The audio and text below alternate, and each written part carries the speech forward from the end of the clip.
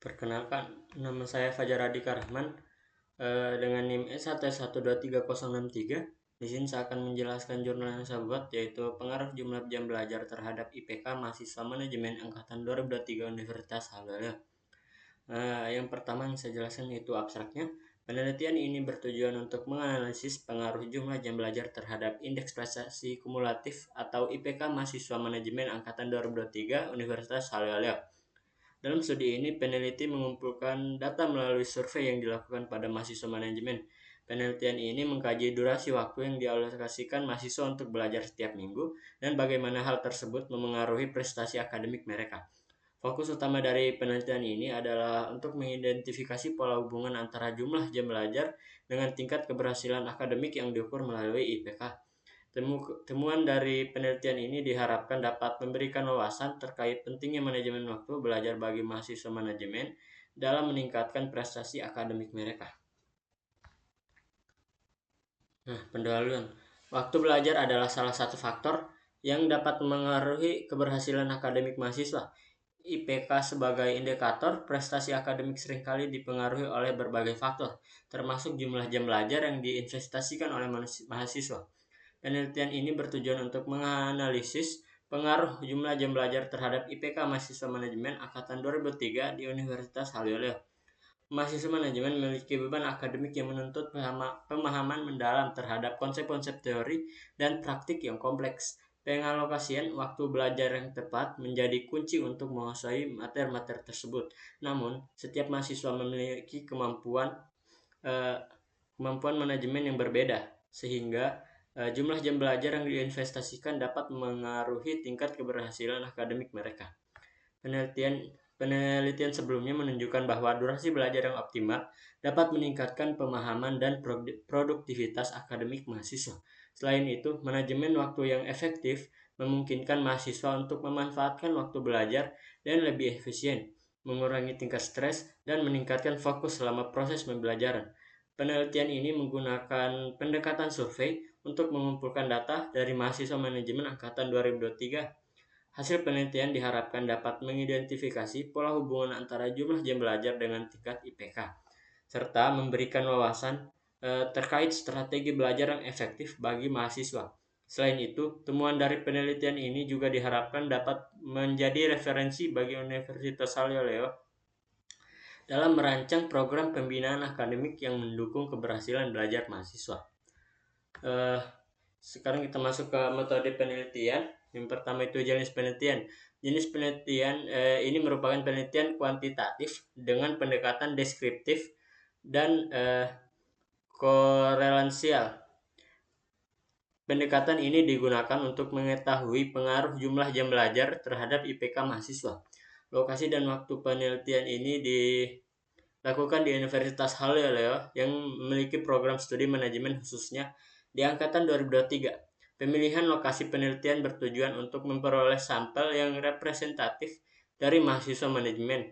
Sedangkan untuk waktu yang dibutuhkan untuk melakukan penelitian ini kurang lebih 2 hari, sehingga penulis mendapatkan data yang cukup untuk menulis penelitian ini. Variabel independen yaitu jarak tempuh sebagai X dan variabel independen yaitu prestasi akademik sebagai Y. Populasi dalam penelitian ini adalah seluruh mahasiswa manajemen angkatan 2023 yang aktif di Universitas Halmahera. Terdapat 150 mahasiswa dalam angkatan tersebut. Sampel adalah bagian dari populasi yang diambil untuk dianalisis. Pengambilan sampel harus dilakukan secara acak untuk memastikan bahwa sampel tersebut representatif terhadap populasi. Dalam penelitian ini, kita dapat menggunakan rumus Slovin untuk menentukan ukuran sampel yang diperlukan. Untuk rumus Slovinnya itu seperti pada gambar sini. Nah, setelah dibulatkan, ukuran sampel yang diperlukan adalah sekitar 61 mahasiswa. Yang sebelumnya ada 61,09. Jadi untuk populasi 150 orang dengan margin of error 9,85% akan memerlukan sampel sekitar 61 orang. Yang kedua itu teknik pengumpulan data. Dalam penelitian ini, data akan dikumpulkan menggunakan teknik kuesioner. Kuesioner adalah metode pengumpulan data dengan memberikan serangkaian pertanyaan atau pernyataan kepada responden untuk dijawab. Teknik ini memungkinkan peneliti untuk memperoleh informasi secara sistematis dan terstruktur, serta efisien dalam mengumpulkan data dalam jumlah besar. Kuesioner juga mempermudah pengumpulan data mengenai sikap, pendapat, atau perilaku responden terkait topik yang diteliti. Selanjutnya, teknik analisis. Di sini kita menggunakan teknik analisis regresi sederhana. Regresi sederhana digunakan untuk menganalisis hubungan antara variabel independen atau jumlah jam belajar dan variabel dependen atau IPK. Model regresi linear sederhana dapat ditulis sebagai berikut. Y sama dengan A tambah BX, yaitu IPK mahasiswa atau variabel independen. Yang X itu adalah jumlah jam belajar per minggu atau variabel independen. A adalah intercept atau konstanta yang merupakan nilai Y ketika X sama dengan 0. B adalah koefisien regresi yang menunjukkan perubahan rata-rata pada Y untuk setiap peningkatan 1 unit. Selanjutnya, uji asumsi klasik. Yang pertama, uji normalitas. Uji normalitas bertujuan untuk memastikan bahwa data yang digunakan dalam regresi berdistribusi normal. Salah satu cara yang umum digunakan adalah uji Kolmogorov-Smirnov atau Shapiro-Wilk untuk sampel yang lebih kecil dari 50. Jika nilai signifikansi lebih besar dari 0,05, maka data dianggap berdistribusi normal. Selain itu, dapat menggunakan histogram atau normal p-plot untuk visualisasi. Yang kedua ada uji multikolinearitas. Uji ini digunakan untuk menguji adanya korelasi antar variabel independen dalam model regresi. Model yang baik seharusnya tidak menunjukkan multikolinearitas. Pengujian dapat dilakukan dengan melihat nilai tolerance dan variance inflation factor atau VIF. Jika VIF kurang dari 10 atau tolerance lebih dari 0,10, maka tidak terjadi multikolinearitas. Jika VIF lebih dari 10 atau tolerance kurang dari 0,10, maka terjadi multikolinearitas. Yang ketiga ada uji heteroskedastisitas. Uji ini menguji apakah terdapat ketidaksamaan varians dari residual antara satu pengamatan dengan pengamatan lainnya. Selanjutnya, pengujian hipotesis. Pengujian hipotesis dilakukan dengan menguji uji T parsial untuk mengetahui apakah variabel bebas, misalnya kepuasan pelanggan, berpengaruh terhadap variabel terpikat, misalnya minat beli. Dalam uji ini kita membandingkan nilai T hitung dengan T tabel pada tingkat kesalahan 5%. Jika T hitung lebih besar atau sama dengan T tabel, maka dapat disimpulkan bahwa variabel bebas berpengaruh secara signifikan terhadap variabel terikat. Selanjutnya, hasil dan pembahasan. Pemecahan masalah menggunakan perhitungan manual. Regresi di sini kita mulai dengan regresi linear. Untuk menyelesaikan permasalahan di atas, kita menggunakan rumus regresi linear, yaitu Y sama dengan BO dan B tambah B1 tambah elemen. Nah, untuk keterangannya itu B sama dengan konstanta atau intercept, X sama dengan 0, B1 koefisien regresi, dan E adalah random error. Untuk mencari intercept dan koefisien regresi menggunakan rumus di sini. Nah, di sini cara mengerjakannya sehingga didapatkan total X sama dengan 230 dan total Y sama dengan 235,13. Dan rata-rata dari X adalah 3,77 dan Y adalah 3,85. Bisa dilihat di sini cara pengerjaannya, sehingga estimasi regresi yaitu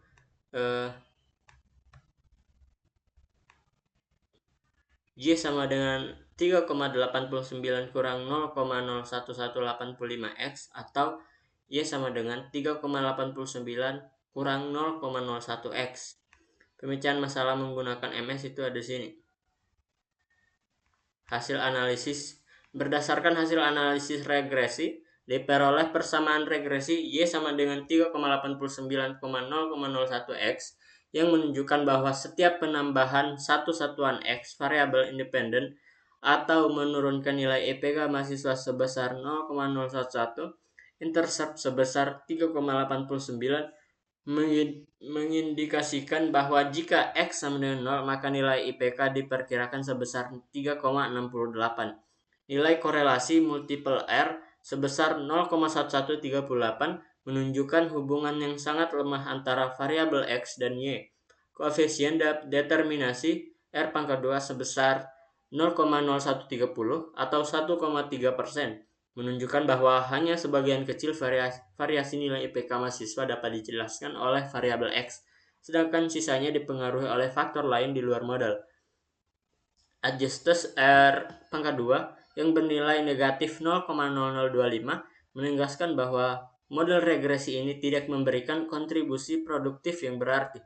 Hasil analisis ANOVA memberikan F hitung sebesar 0,8404 dengan nilai signifikansi 0,3627, lebih besar dari 0,05, yang menunjukkan bahwa tidak ada pengaruh yang signifikan secara statistik antara variabel X terhadap nilai IPK mahasiswa. Selain itu, nilai p-value untuk koefisien X sebesar 0,367 mengidentifikasikan bahwa tidak ada bukti kuat untuk menyimpulkan bahwa X berpengaruh secara signifikan terhadap Y. Penelitian ini menunjukkan bahwa pengaruh variabel X terhadap nilai IPK sangat kecil dan tidak signifikan secara statistik. Hasil ini menggarisbawahi perlunya mempertimbangkan faktor-faktor lain yang lebih relevan dalam menjelaskan variasi nilai IPK mahasiswa, seperti kualitas pembelajaran, metode belajar, atau motivasi mahasiswa. Secara keseluruhan, model ini memberikan gambaran bahwa X bukanlah prediktor signifikan untuk nilai IPK mahasiswa. Selanjutnya kita masuk ke perbandingan perhitungan manual dan MS Excel. Jika kita melakukan perbandingan untuk melihat hasil akhir dari perhitungan regresi linear, maka didapat perhitungan manual sama dengan Y sama dengan 3,89 kurang 0,01 X, sedangkan perhitungan MS Excel adalah Y sama dengan 3,89 kurang 0,01 X. Berdasarkan hasil di atas, perhitungan manual sudah sesuai dengan hasil perhitungan menggunakan MS Excel. Meskipun demikian, hasil analisis regresi menunjukkan bahwa setiap penambahan satu satuan X, variabel independen akan menurunkan nilai IPK mahasiswa sebesar 0,01. Intercept sebesar 3,68 mengindikasikan bahwa jika X sama dengan 0, maka nilai IPK diperkirakan sebesar 3,89.